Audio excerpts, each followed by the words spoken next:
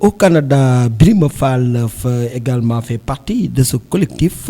Il confirme que l'État, c'est une continuité et tant que la passation de service n'est pas faite, un président peut décréter et, disons, peut faire valoir ses prérogatives comme le décret.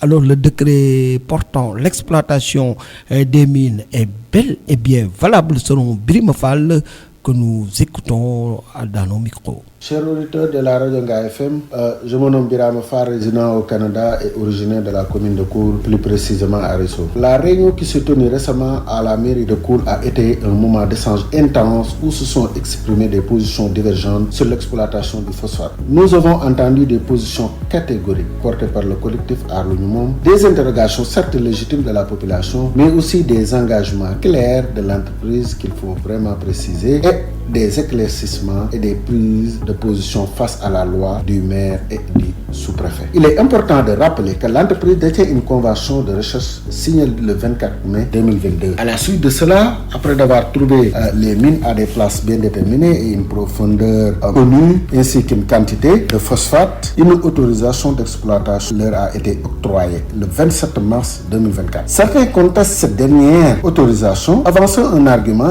d'illégalité en raison du contexte de transition politique. Or, d'un point de vue juridique, un président en exercice reste habilité à signer des décrets jusqu'à la passation de service. De plus, il faut bien savoir qu'une convention de recherche n'est pas une exploitation immédiate, mais c'est un cadre administratif préalable qui permet de mieux définir la recherche du jugement avant toute décision finale. C'est maintenant les techniciens, géologues et peut-être associés à l'entreprise, après avoir déterminé les lieux, la profondeur, la quantité, qu'ils consignent ça sur des documents bien clairement définis, présentent ça au gouvernement et qui signent maintenant l'autorisation finale. Et c'est cette autorisation qui fait l'objet de contestation. Face à cette situation, nous devons adopter, nous, habitants de la commune de Koul, une approche pragmatique et de préciser que l'entreprise a promis de respecter les normes environnementales, de remblayer les zones exploitées et de reboiser les lieux après d'avoir exploité. Elle a aussi affirmé que l'exploitation se limiterait à l'extraction et non à la transformation sur place. Mais après l'extraction et aussi au transport de phosphate, à eux de déterminer les lieux. Ils transforment à ICS, ils transforment à l'extérieur du Sénégal. De toutes les façons, ils ne transforment pas sur les lieux de la commune de Koul. Voilà, Birima Fall qui soutient Morlugus que donc il n'y a pas de danger à la demeure.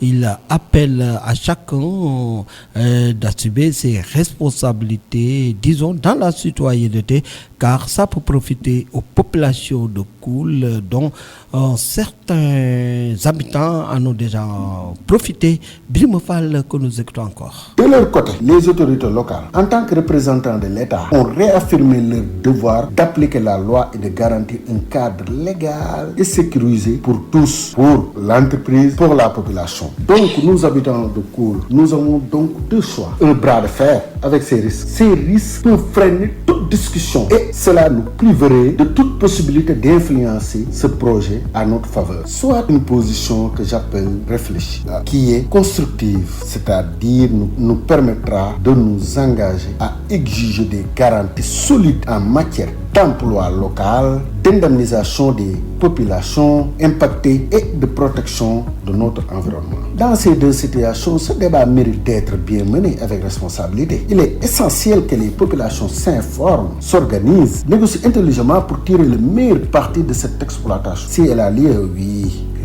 Le refus catégorique sans alternative risque de nous isoler de tout champ de discussion, alors que nous avons l'occasion d'obtenir des bénéfices concrets pour notre communauté. J'invite les villageois, le collectif Arlunumom, les chefs de village, les jeunes, les femmes à privilégier le dialogue et à transformer cette opportunité en un levier de développement durable pour Koul et pour le bénéfice de tous et de toutes.